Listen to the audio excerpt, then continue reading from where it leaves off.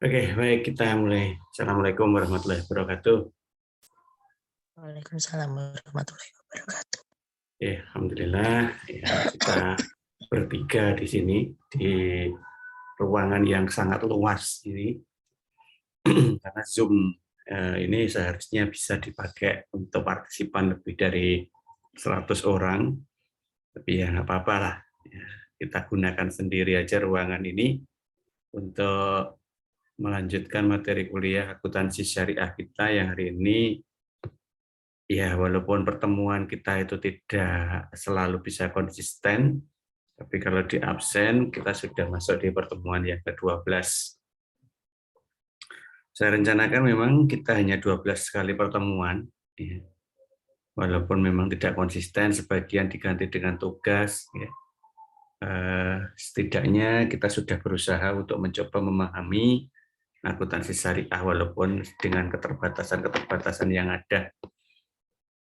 Beberapa yang sudah pernah saya sampaikan, minggu lalu kita juga terpaksa tidak bisa melakukan perkuliahan juga.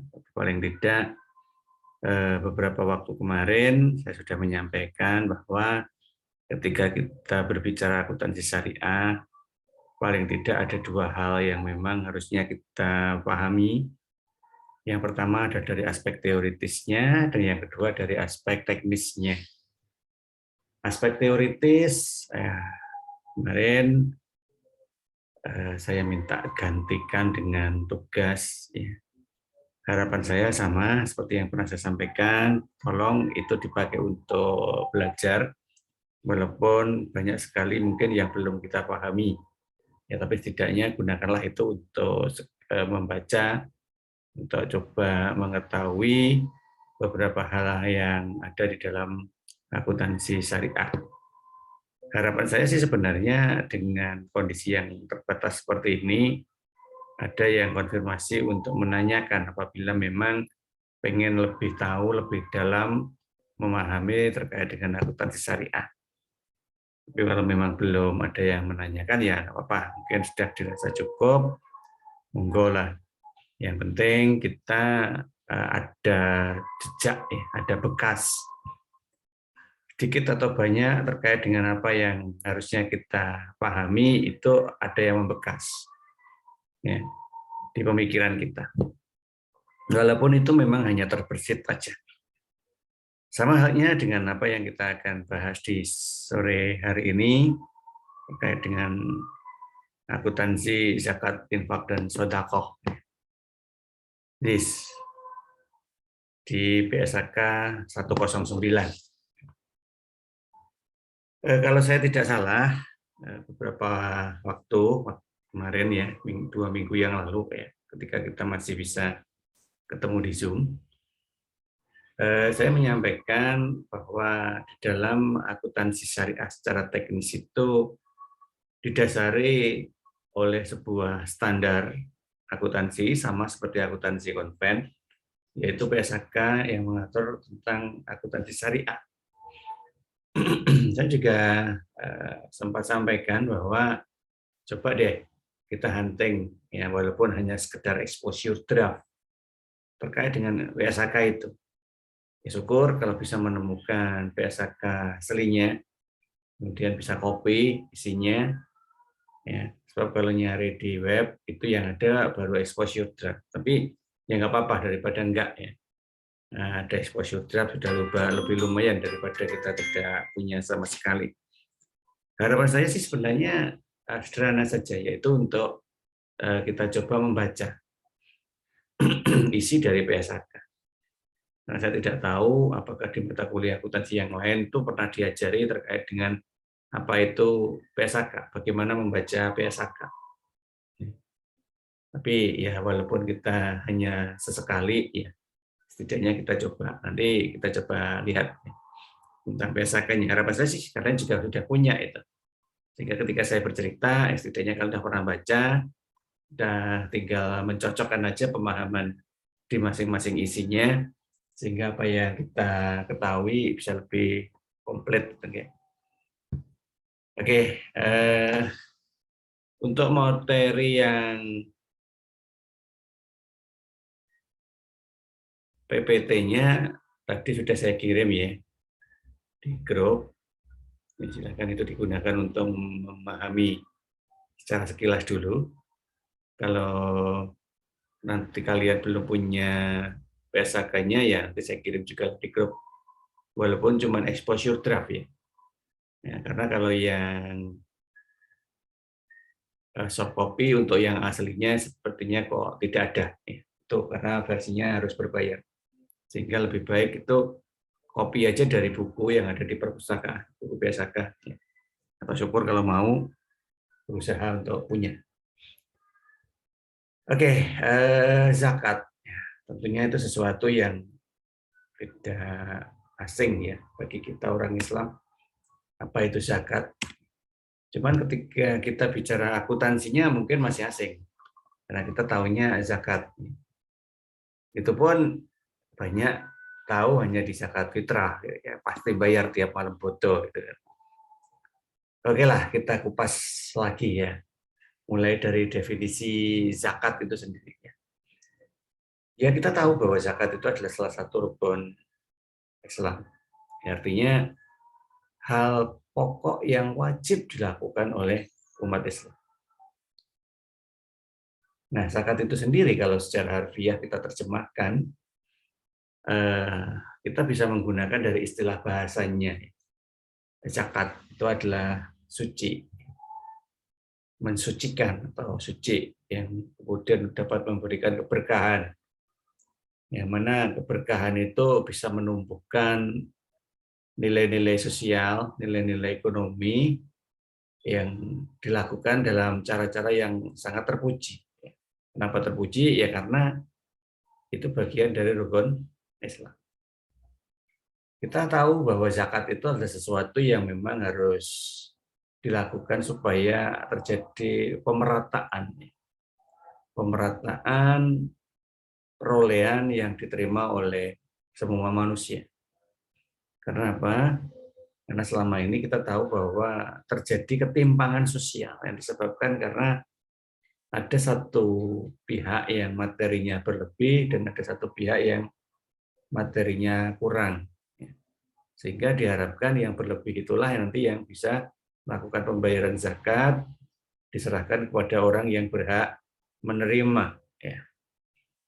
Nah harapannya apa? Ya harapannya dapat terjadi kesejahteraan sosial tadi karena dalam Al-Quran sendiri disampaikan bahwa di dalam setiap harta kita itu terdapat harta orang lain baik yang meminta maupun yang tidak meminta. Dari situ jelas bahwa banyak sekali ayat-ayat kauniyah yang diberikan oleh Allah kepada manusia supaya manusia itu bisa saling memahami posisi antar sesama. Ya. Karena apa? Karena memang kita dilahirkan itu semuanya sama. Ketika kemudian terjadi perbedaan, ya itu karena memang ya selain takdir juga karena perbedaan kondisi yang ada di sekitar. Ya.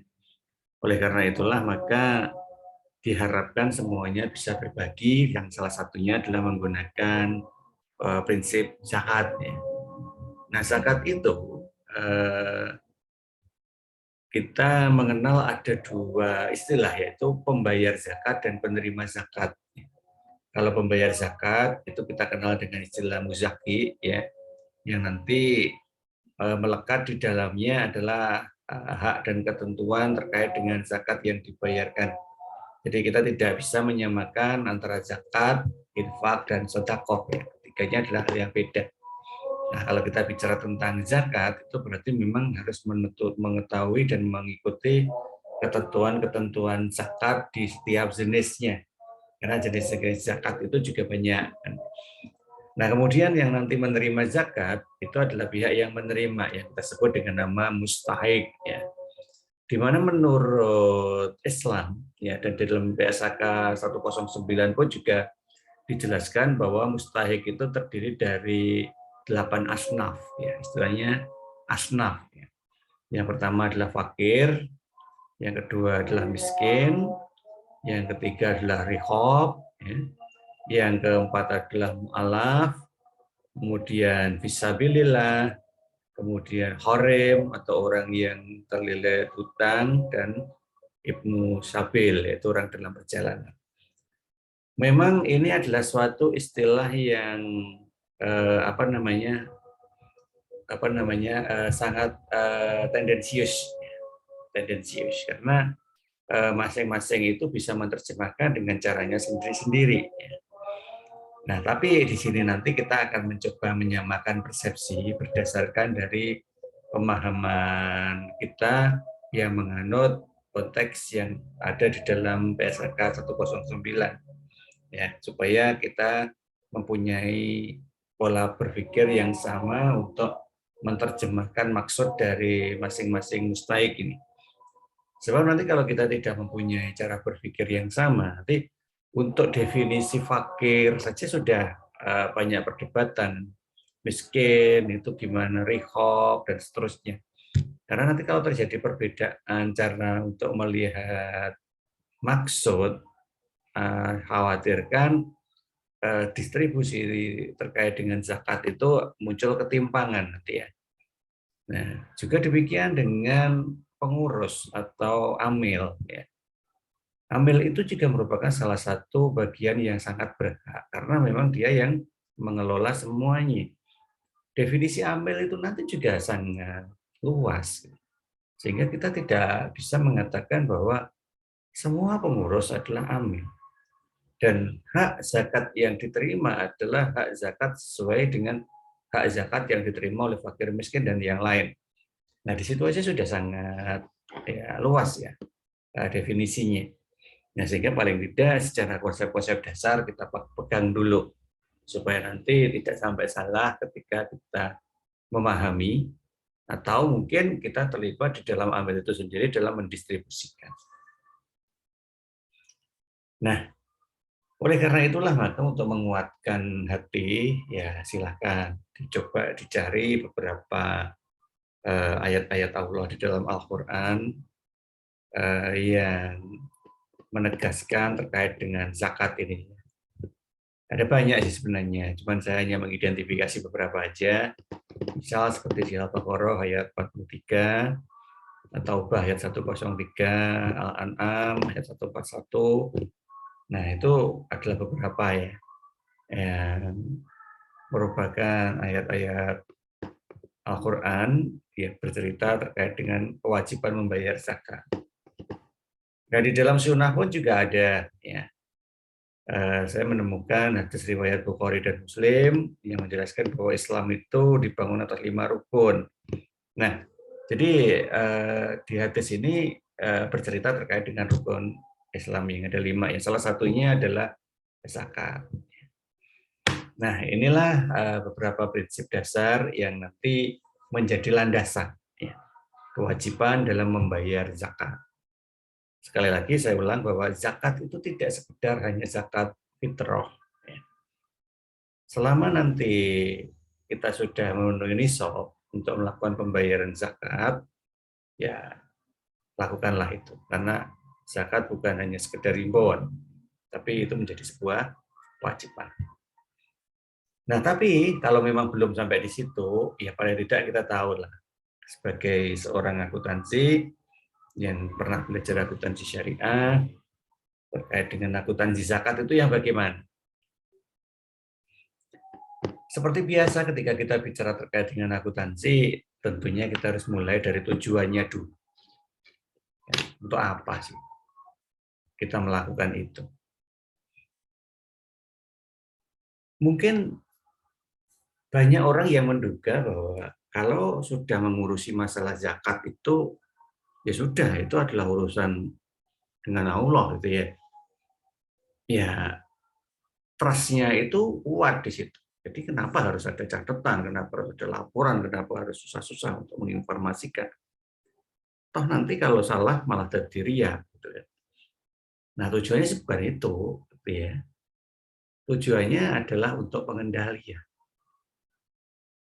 Bagaimanapun juga zakat itu juga banyak yang nanti akan berbentuk uang tunai. Ya, karena kita tidak hanya bicara zakat fitrah ya. berbentuk uang tunai. Nah, ketika itu uang, berarti kan harus jelas pertanggungjawaban. Ya, di dunia wal akhirat. Ya, terutama di dunia. Kalau begitu bagaimana sistem pertanggungjawabannya? Bagaimana sistem informasi yang nanti bisa dipakai untuk menjelaskan terkait dengan sumber dan penggunaan? Bagaimana pencatatannya? Nah, bagaimana nanti itu bisa ditasarufkan ke masing-masing mustahik? Mustahik macam apa dalam 8 asnaf itu yang tercover di dalam zakat? Nah, kalau tidak ada laporan, maka ya itu nanti hanya sekedar dugaan. Ya. Nah, oleh karena itulah tujuan akuntansi zakat itu adalah memberikan informasi untuk mengelola secara tepat, efisien, efektif, ya. Terutama kalau memang itu ada dalam sebuah lembaga filantropi. Ya, filantropi itu adalah yang bergerak dalam sosial pengelolaan zakat. Ya. Nah, di sini jelas memang harus ada karena bagaimanapun juga lembaga itu harus bertanggung jawab kepada ya struktur yang ada di atasnya. Nah, selain itu juga bisa memberikan informasi bagi lembaga itu dalam ini ya mewujudkan efektivitas dan efisiensi program penggunaan ZIS, ya, zakat infak sedekah. Karena nanti di situ biasanya gandeng. Ya, selain itu juga nanti bisa aja mengurusi juga terkait dengan wakaf, hibah, ya. Dan tentunya itu harus dilaporkan ke publik. Supaya apa? Ya supaya publik tahu bahwa bagaimana sih kekuatan potensi dari zakat oleh umat Islam itu dalam mengentaskan kemiskinan. Katanya zakat adalah salah satu rukun Islam. Ya benarkah orang Islam sudah menjalankan itu? Dan bagaimana dampaknya terkait dengan orang Islam yang lain? Karena ya tidak semua orang Islam mampu. Ya, sebagian juga ada di garis kemiskinan. Nah, bagaimana kita sebagai orang Islam bisa menolong ya, mereka secara tepat sasaran? Nah, disinilah pentingnya sebuah sistem informasi yang bisa dipakai untuk membuktikan bahwa himbauan untuk zakat itu memang benar-benar sudah terjadi secara nyata. Ya. Tidak sekedar hanya himbauan atau mungkin hanya sekedar ya simpati gitu ya. Nah, yang jelas nanti sudah benar-benar bisa diukur efektivitas dan efisiensinya. Nah, sekarang gimana indikator yang dipakai untuk mengukurnya? Ya ada beberapa indikator. Ya. Salah satunya ketika kita mengukur efisiensi misalnya. Seringkali kita menggunakan indikator persentase dana yang didistribusikan itu dibanding dengan total yang diterima. Itu adalah indikator yang paling umum. Ya didapat berapa, kemudian yang didistribusikan berapa. Nah, distribusi itu sendiri kalau memang nanti sudah mengarah ke zakat, berarti kan ya benar-benar harus sesuai dengan asnafnya itu ya. Fakir berapa persen, miskin berapa persen, dan seterusnya sampai ke amil dapat bagian berapa persen. Nah, sehingga nanti di situ kita bisa mengetahui apakah sudah 100% terdistribusi ataukah ada yang mengendap. Karena sangat tidak baik sekali kalau dana zakat itu kemudian jadi saldo yang mengendap. Gitu ya. Karena seolah-olah itu tidak ditasaruf dengan baik. Nah, oleh karena itulah ukuran efisiensi salah satunya adalah dengan melihat persentase jumlah dana yang terdistribusi itu dibanding total dana yang diterima. Nah, kemudian selain itu juga dapat dilihat dari persentase jumlah masyarakat yang terbantu. Ya, masyarakat itu tentunya masyarakat yang masuk kategori 8 asnaf ya, 7 lah di luar amil ya. Ketika misalkan di satu wilayah itu terdapat 100 data masyarakat yang masuk kategori penerima zakat, ya, maka nanti kita akan mencoba lihat apakah dari 100 itu tadi sudah terpenuhi semua apakah dari 100 itu terpetakan ke masing-masing aknaf. Ya. Kalau memang itu sudah terpetakan dan sudah terdistribusikan semuanya, berarti memang efisiensi atas pengelolaannya sudah terjadi. Tetapi manakala ada dana banyak yang mengendap di rekeningnya suatu lembaga filantropi, tapi di sisi yang lain banyak sekali pihak-pihak yang sebenarnya masuk kategori asnaf penerima zakat tetapi tidak tersentuh. Nah, di situ nanti akan ironis. Berarti efisiensinya itu belum terpenuhi. Nah, selain efisiensi juga dilihat dari sisi efektivitas. Kalau efektivitas itu sudah mengarah ke tindak lanjut. Kalau efisiensi baru ke sekedar penyampaian saja. Karena kalau di dalam indikator efektivitas itu kita sudah harus bisa memastikan bahwa pemberian zakat itu bisa menumbuhkan. Karena salah satu dari pengertian zakat tadi kan tumbuh ya. Bisa menumbuhkan ya selain semangat untuk berbagi juga ini semangat untuk berkembang. Jadi kalau bisa zakat itu tidak habis dikonsumsi gitu ya. Tetapi bisa dipakai untuk menjalankan sebuah roda ekonomi baru sehingga bisa tumbuh dan menghasilkan. Nah, di situ nanti akan bisa menghasilkan suatu data terkait dengan jumlah masyarakat miskin yang terentaskan. Ya. Jadi benar-benar bisa mengentaskan kemiskinan, gitu ya. Walaupun itu butuh waktu yang lama, tapi setidaknya kalau terjadi perkembangan, tingkat kemiskinan yang kemudian semakin menurun seiring dengan lembaga filantropi yang rajin untuk bertasaruf di situ, maka itulah sebuah indikator efektivitas yang nyata. Artinya penyaluran zakat itu benar-benar mengena, ya.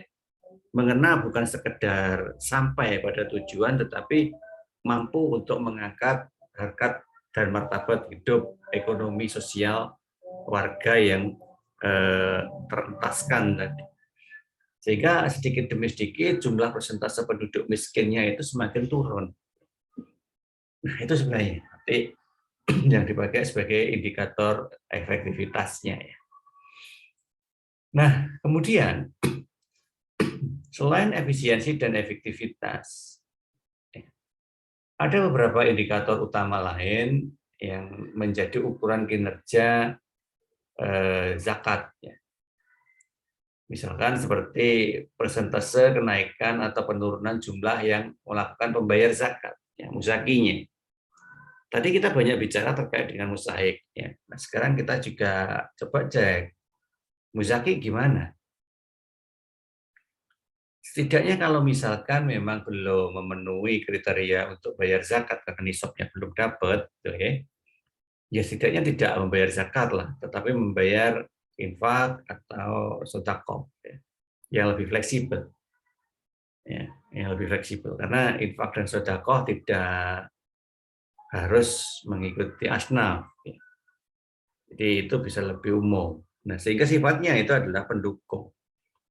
Nah, apabila misalkan jumlah musyakinya itu tidak banyak, tetapi jumlah mustahiknya itu banyak, maka bisa jadi yang digunakan untuk didistribusikan itu tidak sekedar zakat, ya, tapi juga infak dan sedekah. Oleh karena itu peran serta lembaga filantropi untuk terus mencari musyaki baru, ya, maka itu wajib terus dilakukan. Supaya apa? Ya setidaknya meningkatkanlah persentase penerimaan zakatnya, ya, atau infak dan sedekahnya.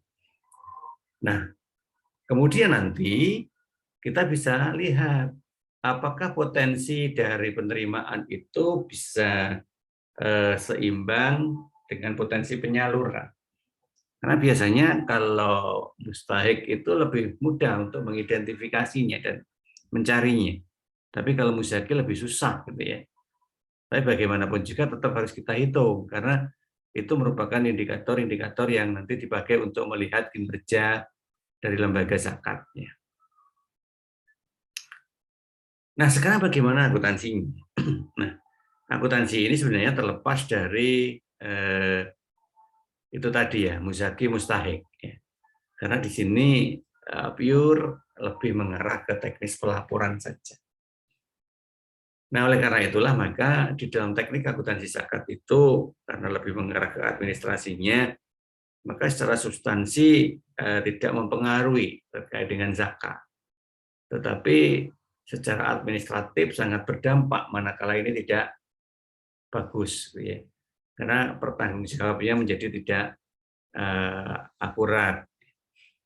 Oleh karena itulah nanti supaya akuntansi zakat itu lebih ini ya, lebih komplit ya, lebih mengena, maka akan digabungkan dengan beberapa jenis akuntansi yang lain seperti akuntansi anggaran, akuntansi komitmen, akuntansi dana, akuntansi kas, akuntansi accrual. Nah, dan itu sifatnya adalah joint teori ya. Nah, ini sebenarnya bisa kita lihat di PSAK-nya. Karena di dalam PSAK itu kita bisa menemukan beberapa istilah dan beberapa ketentuan yang wajib dilakukan manakala kita sedang menjalankan akuntansi zakat. Ya. Nah, oleh karena itulah maka beberapa dasar-dasar keilmuannya ini, dasar-dasar teoritisnya itu bisa dipakai untuk ini ya, memperkuat teori terkait dengan zakatnya.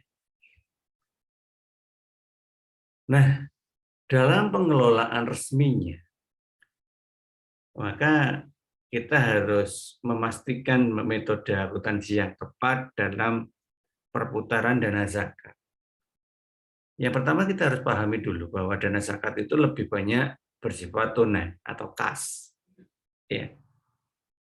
Nah, oleh karena itu maka sepertinya tidak begitu tepat manakala akuntansi secara umum yang berbasis accrual itu kita taruh di situ.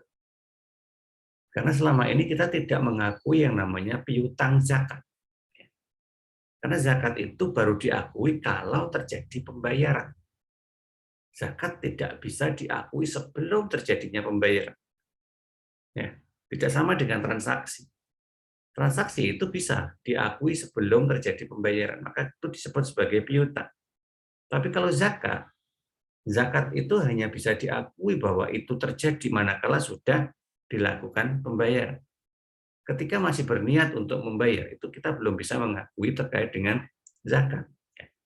Nah, oleh karena itu, akuntansi yang paling tepat yang digunakan di sini adalah akuntansi kas atau akuntansi dana, yang dua-duanya cash basis, bukan accrual basis.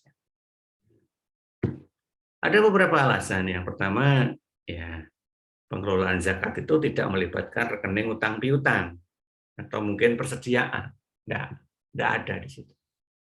Sehingga sederhana saja pakai akuntansi kas sudah cukup. Ya. Kemudian karena cukup sederhana tadi, maka siapapun amilnya itu insya Allah bisa lah pakai. Karena nggak bisa ya kita itu membuat seorang amil harus dari jurusan akuntansi, gitu ya nggak bisa. Ya kalau di daerah itu ada yang dari jurusan akuntansi mau kerja di sebuah lembaga zakat, ya. Nah, sehingga karena cukup sederhana itu, siapapun nanti belajar sebentar juga bisa memahami. Ya. Sehingga persyaratan menjadi amil itu tidak sama seperti ketika menjadi seorang admin perusahaan. Nah, selain akuntansi kas, kita juga bisa pakai fund accounting, ya, akuntansi dana. Apa itu akuntansi dana? Ya, ya sebenarnya hampir mirip-mirip aja dengan akuntansi kas, ya. Yaitu suatu metode akuntansi yang menekankan pada pelaporan pemanfaatan dana. Ya. Jadi penekanannya itu adalah penggunaan, bukan seperti laporan keuangan secara umum yang bicara terkait dengan biaya ataupun aset. Ya. Tidak. Di akuntansi dana tidak bicara terkait itu. Hanya bicara terkait apa target penggunaannya dan seperti apa realitas dalam penggunaannya. Nah, sehingga di akuntansi dana nanti melihat bahwa unit pelaporan itu harus diperlakukan sebagai dana. Ya. Artinya di situ harus ada kas. Dan organisasi itu harus dilihat sebagai satu dana atau serangkaian dana. Artinya apa? Supaya terjadi konsistensi yang terjaga dalam perputaran dana yang ada. Jangan sampai satu kali dana itu tersalurkan kemudian berhenti gara-gara tidak ada dana berikutnya yang teralokasikan di sisi itu. Nah, itu malah tidak baik ya. Yang baik itu tetap terjadi konsistensi walaupun jumlahnya tidak besar.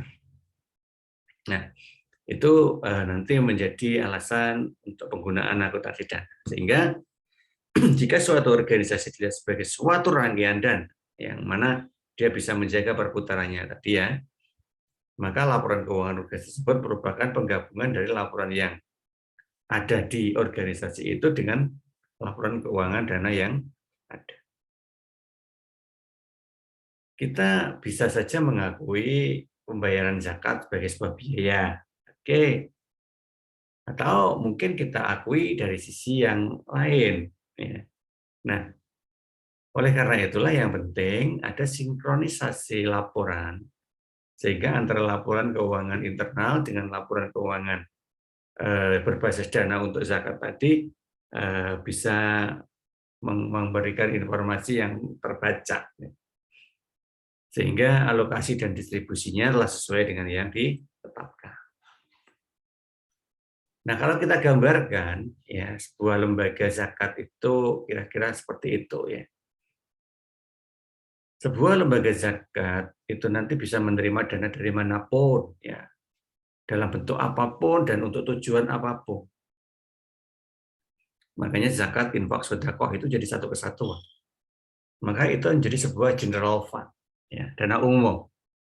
Nah, dari dana umum itulah baru kita bagi. Mana tadi? Yang dibayar karena akadnya adalah zakat. Maka katakanlah dana satu itu akadnya zakat.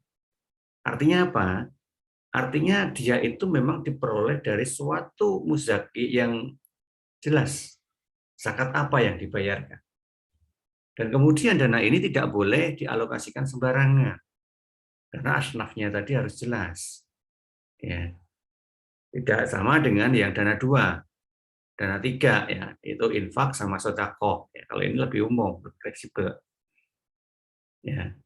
Kalau infak itu berarti sebuah iuran yang sifatnya rutin, biasanya dikoordinir sebuah kelembagaan, ya, yang tujuannya ya sama tadi, yaitu untuk membantu pihak lain yang membutuhkan. Sedangkan kalau sedekah itu yang paling fleksibel, ya, karena dia tidak harus rutin, kapanpun mau, kapanpun bisa, kemanapun nanti teralokasikan, ya itu bisa dilakukan. Nah, atau yang keempat adalah dana wakaf. Ya. Kalau wakaf itu lain lagi. Ya. So, kalau kita bicara wakaf, itu artinya bicara satu rangkaian keadaan atau mungkin objek yang nanti antara pemberian dan peruntukannya itu harus seimbang. Ya, tapi ini tidak melulu bicara uang ya. Kalau kita sudah bicara wakaf itu berarti bisa saja kita bicara barang juga. Sehingga nanti di dalam general fund mulai dana 1, 2, 3 dan wakaf itu bisa saja menjadi sebuah aktiva tetap. Ya, bisa. Karena penyalurannya itu tidak harus berupa uang. Karena tadi tujuannya bukan untuk konsumtif, tapi produktif. Misalkan ketika kita membantu seorang fakir miskin ya, di mana fakir miskin itu masih mampu untuk melakukan aktivitas usaha, ya maka kita wujudkan itu dalam bentuk barang saja. Misalkan barang dagangan, ya. Tolong dijual lagi deh. Nanti kalau dapat keuntungan dikumpulin. Nanti yang dipakai modal dana yang dari zakat ini aja, putar-putar terus. Ya, modalnya diputar-putar, labanya kumpulin, modal diputar-putar, laba dikumpulin. Dan tidak usah berpikir pengembalian, karena ini tadi adalah sebuah alokasi zakat. Ya, yang dialokasikan sebagai tasarruf kepada mustahik. Ya, beda dengan utang. Kalau utang harus berpikir angsuran. Ya, kalau di sini tidak. Yang penting bisa tumbuh, itu aja. Nah, contohnya seperti itu. Maka bisa saja itu menjadi sebuah aktiva tetap, jadi aset. Satu bagian nanti bisa terpenuhi, nanti muncul ke bagian yang lain, terus berkembang dan dialihkan ke tempat lain. Sehingga lama-kelamaan yang namanya pengentasan kemiskinan itu bisa terwujud. Ada beberapa hal yang memang perlu kita pahami di akuntansi kas, ya. Ini adalah akuntansi yang paling sering digunakan untuk mencatat zakat. Ya. Di akuntansi kas itu mempunyai beberapa karakteristik. Ya, misalkan ini bisa mencatat pendapatan pada saat diterima dan mencatat pengeluaran juga pada saat dikeluarkan. Itu karakteristik yang pertama. Kemudian dia mencerminkan pengeluaran yang objektif, real, ya, aktual. Nah, kemudian di situ juga masih ada kelemahan sih sebenarnya, yaitu tidak dapat mencerminkan kinerja yang real, ya. Karena akuntansi kas itu tidak dapat mengukur efisiensi dan efektivitas. Nggak bisa. Bisanya hanya mencatat pengeluaran dan penerimaan. Efisiensi dan efektivitas itu menjadi sebuah indikator tersendiri dalam pengukuran kinerja seperti yang tadi dijelaskan. Sehingga dia di luar akuntansi kas. Nah, oleh karena itu maka rumus sederhana yaitu basis kas, ya, dibagi dengan penerimaan kas dikurangi pengeluaran kas, maka menjadi sebuah perubahan kas. Sebenarnya nggak perlu ya rumus, karena lebih baik akuntansi kas itu terakui dengan catatan jurnal aja. Di mana kemudian dari jurnal itu ada dukungan data berupa neraca saldo. Ya udah cukup begitu aja, sederhana. Nah, ada beberapa tahapan dalam pengakuan, ya. Tahapan ini nanti tolong dicocokkan dengan yang ada di PSAK, ya. Coba kita lihat PSAK. Ya, walaupun ini cuman exposure draft, ya, karena kalau online itu ya hanya exposure draft. Nah, ini contoh dari exposure draft-nya PSAK 109. Ya. Ya, kalau secara isi sih nggak ada bedanya ya dengan PSAK 09 yang sudah disahkan. Ya. Yang membedakan apa? Yang membedakan hanya kelengkapan dalam penyajiannya aja. Kalau exposure draft ya langsung ke sini, tetapi kalau PSAK 109 yang nyata nanti di sini ada beberapa catatan-catatan lain seperti dewan standarnya siapa dan seterusnya, itu banyak. Tapi karena kita hanya belajar isi maka ya sudahlah kita coba lihat isinya. Akuntansi zakat infak sedekah itu merupakan akuntansi yang didasari oleh PSAK nomor 109. Ya. Seperti ini, di sini ada judul. Ini adalah judul standar. Kemudian yang angka 1, 2, 3 yang ada di samping secara vertikal ini adalah paragraf dan baris. Ya. Nah, kalau urut-urutan angkanya ini lebih banyak mencerminkan baris, sedangkan kalau paragraf itu dimulai dari pendahuluan ini. Ada angka 01, 02, 03 itu paragraf. Sehingga misalkan kita mau mengutip PSAK, maka kita harus bisa menjelaskan kutipan itu ada di paragraf nomor berapa. Contoh, kita mau menjelaskan terkait tentang definisi, ya. Nah, ini definisi. Kalau definisi itu ada di bawah. Nah, di sini, ya. Definisi amil. Nah, di mana kita mengutip definisi amil? Kalau kita lihat PSAK, berarti itu masuk kategori PSAK 109, paragraf ke-5. Ya, ini ya. Kalau mau ke baris, ya di sini. Baris ke-6. Nah, amil adalah, nah di situ. Dana amil adalah, nah semuanya nanti bisa dilihat di sini ya. Tolong dibaca nanti ya. Definisi ada tersendiri di sini. Infak, zakat, sedekah, mustahik, asnaf, muzaki, ya, nisab, zakat. Nah, itu semuanya ada di situ. Seandainya nanti kalian skripsi terus mengutip tentang zakat, ya saran saya gunakanlah PSAK. untuk lebih menjelaskan tentang pengertian dan alur akuntansinya. Nah, kemudian setelah definisi ada karakteristik. Nah, karakteristik zakat nanti bisa dibaca di sini ya. Zakat itu apa? Infak itu apa? Nah, dan seterusnya. Nah, mulai dari sinilah kita bicara terkait dengan akuntansi, yaitu dari sisi pengakuan dan pengukuran zakat. Ya. Di mana itu dijelaskan bahwa pengakuan dan pengukuran itu harus dimulai dari awal, yaitu saat zakat itu diterima.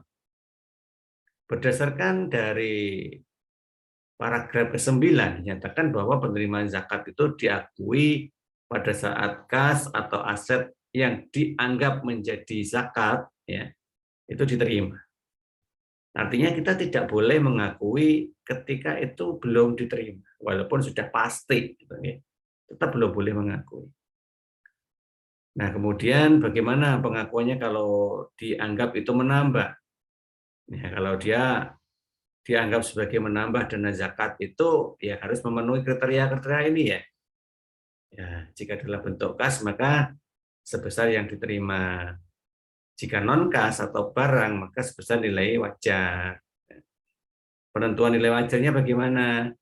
Ya, menggunakan harga pasar. Jika tidak ada, menggunakan ketentuan lain yang bisa disetarakan. Nah, sebenarnya kalau kita mau pelajarin di sini semuanya ada. Ya. Jadi saya tidak mungkin menjelaskan satu persatu, tolong nanti dibaca ya, terkait dengan apa isi dari PSAK. Nah, kemudian setelah pengakuan tadi gimana? Nah, kita lakukan pengukuran. Pengukuran dilakukan manakala terjadi perubahan nilai pada sebuah zakat yang berbentuk non kas. Kalau dalam bentuk kas sih nggak pernah ada perubahan nilai ya, kecuali dikurangi atau ditambah. Tapi kalau non kas itu kan barang yang sewaktu-waktu bisa berubah nilainya. Nah, maka di situ nanti kita harus tahu bagaimana pengakuannya jika terjadi penurunan nilai. Terus kemudian ketika kita melakukan tasarruf, yaitu penyaluran, ya. Bagaimana penyalurannya? Ya, sebesar jumlah yang diserahkan. Sejumlah nilai yang tercatat jika berbentuk aset non kas. Nah, itu zakat. Kemudian di sini karena ZIS ya, infak sedekah juga masuk. Pengakuan pengukuran infak sedekah seperti apa? Mulai dari awal. Kemudian setelah pengakuan awal, terus dibaca ya, penggunaannya, penurunan nilainya, penyalurannya. Seolah di sini semuanya. Ya, selalu ada di situ. Nanti dibaca-baca ya. Nah, sekarang kita lanjut untuk pembahasan akuntansi zakat kita di slide yang tadi ya. Nah, ini sebenarnya mengutip dari apa yang ada di PSAK 109, pengakuan awal, pengukuran setelah pengakuan awal. Ya, nanti ini sama ya, karena ini juga mengutip dari PSAK. Penurunan nilai, ya, penyalurannya, ya, tadi kan sampai di sini ya kita ya, penyaluran. Nah, itu diresum menjadi sebuah materi ya. Nanti tolong dibaca dulu aja. Pengungkapan zakat, ya. Nah, kemudian bagaimana pencatatan. Nah, sekarang kita coba lihat ilustrasi. Nah, ini adalah sebuah data pembayaran zakat yang tercatat. Ya. Tanggal 15 Januari diterima zakat, 13 Februari diterima zakat, 17 Maret disalurkan, ya diterima zakat, dan seterusnya. Gitu ya. Ya, ibarat kata seperti ketika kita belajar pengantar akuntansi 1 ya. Ada transaksi kemudian tolong di jurnal. Ya sama. Akuntansi zakat juga begitu. Tapi transaksinya hanya transaksi zakat tok ya, tidak ada transaksi yang lain zakat infak sedekah. Ya, baik itu sisi penerimaannya maupun penyalurannya. Nah, oleh karena itu sekarang kita coba kalau data transaksi zakatnya itu seperti ini, bagaimana nanti kita membuat pencatatan dalam pelaporan keuangannya. Nah, ini sekalian sudah saya kasih ya. jurnalnya. Ya. Sekali lagi, saya tidak merekomendasikan untuk menghafal jurnal, tetapi memahami maksudnya. Seperti kenapa kok kas ada di debit, dana zakat ada di kredit. Ya. Kemudian tidak hanya kas, ada juga dana zakat, ada zakat bank, ada rekening tabungan. Nah, seperti itu. Nah, karena apa? Karena kita harus mencatat pengakuan zakat itu berdasarkan sumber dari perolehannya. Ya, kalau kas berarti memang disetor tunai. Kalau zakat bank, ya memang zakatnya bank yang dibayarkan. Rekening tabungan itu karena transfer, nah dan seterusnya.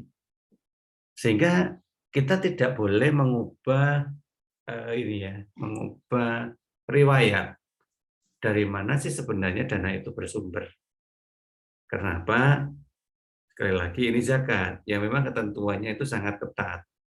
Jangan sampai niat yang baik untuk zakat ternyata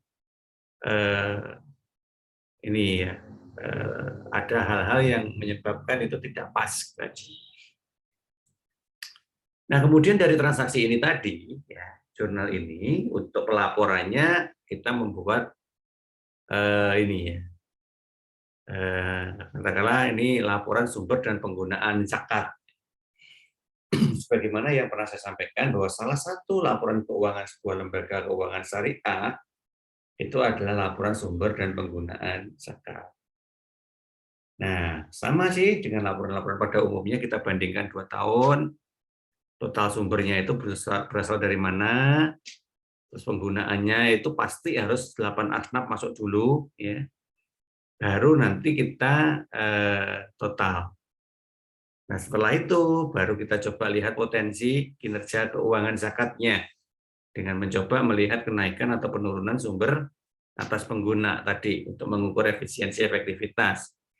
Sumber awalnya berapa, akhirnya berapa, sehingga setidaknya kita bisa mendapat informasi bahwa lembaga filantropi tadi mampu untuk menyisihkan sebagian dananya untuk modal awal atau saldo awal zakat tahun berikutnya. Ya karena memang boleh, nggak apa-apa, nggak harus habis di tahun yang sama, tidak.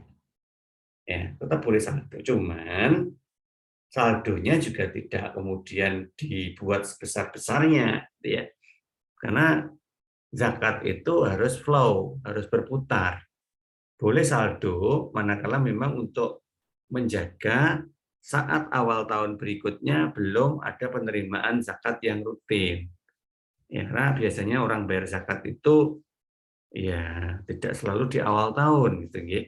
Sehingga ketika awal tahun nanti harus ada penyaluran tasarruf, tetap masih ada dana dari saldo akhir tahun yang sebelumnya. Nah, sehingga nanti kalau di dalam laporan zakat itu cukup ada 2 ini aja. Kalau sudah transaksinya kita identifikasi seperti ini, maka nanti berikutnya kita membuat jurnal. Udah, itu tok. Nah, kalau memang mau dilanjut, ya kita membuat ini, laporan sumber dan penggunaan, kalau datanya jelas. Ya.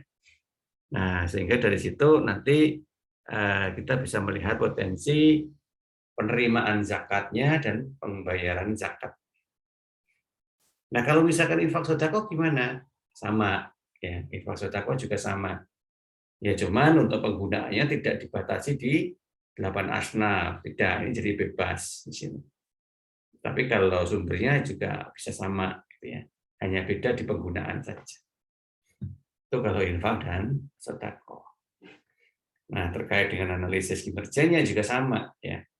Kenaikan penurunan sumbernya, sumber-sumber awal tahunnya, sumber akhir tahunnya, dan seterusnya. Pada prinsipnya kita bisa menggunakan data yang ada di zakat untuk membuat informasi yang ada di infak dan sedekah.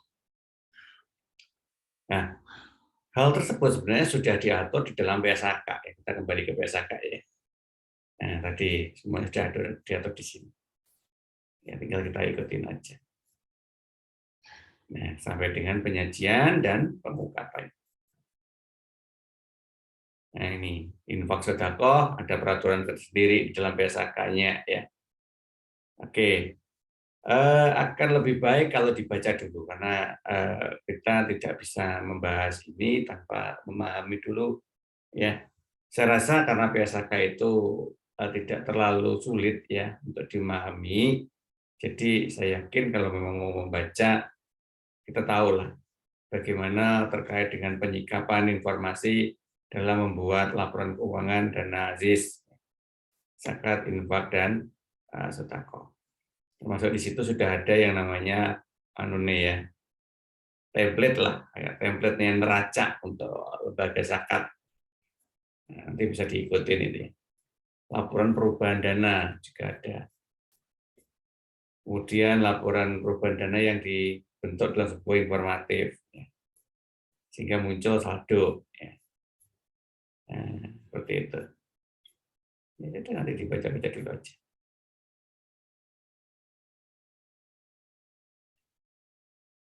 Oke, ada yang ditanyakan dari apa yang saya sampaikan tadi? Kalau ada yang ditanyakan.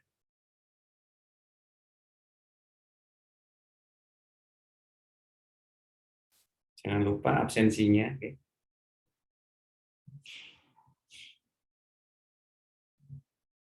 Saya lihat sebenarnya di absen itu ada 5 mahasiswa. Tapi yang selalu hadir berarti 3. Rata-rata 3 ini aja. Ya.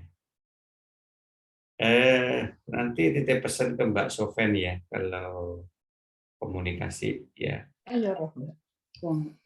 Mbak Sofen nanti diminta untuk ini mengumpulkan penugasan pengganti kuliah. Ya, karena saya cek 3 yang hadir di sini itu sudah mengumpulkan, cuman di semua penugasan Mbak Sofen kok belum.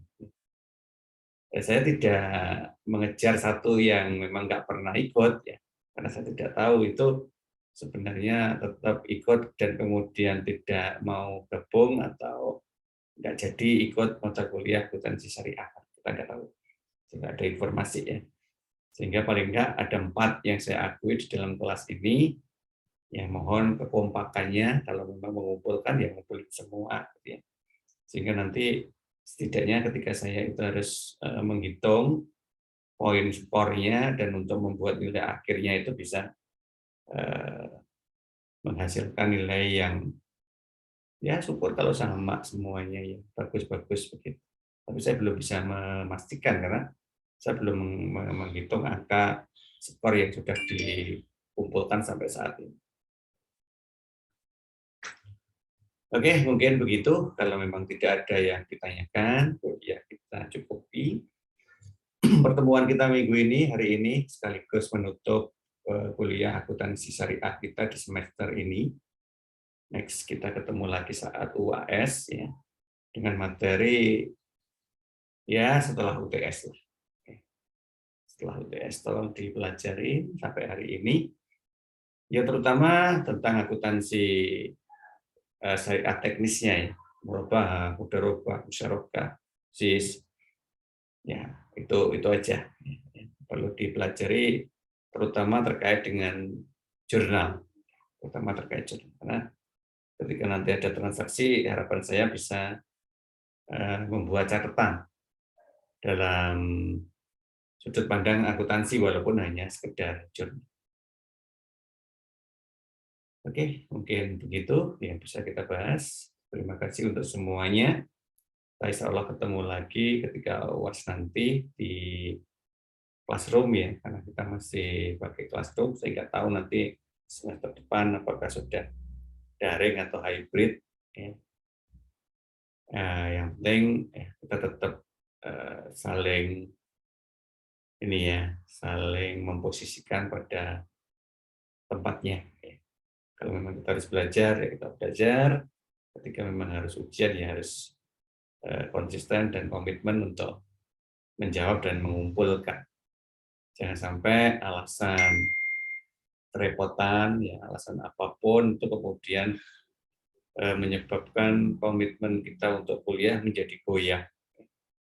Karena saya yakin, saya percaya keputusan untuk kuliah pada saat kalian juga bekerja itu sudah dipikirkan dari awal. Sehingga ketika kemudian menyadari dampaknya itu di tengah-tengah ya berarti dari awalnya salah dalam memprediksi. Ya, semoga bermanfaat. Akhiri, Assalamualaikum warahmatullahi wabarakatuh. Waalaikumsalam warahmatullahi wabarakatuh. Terima kasih.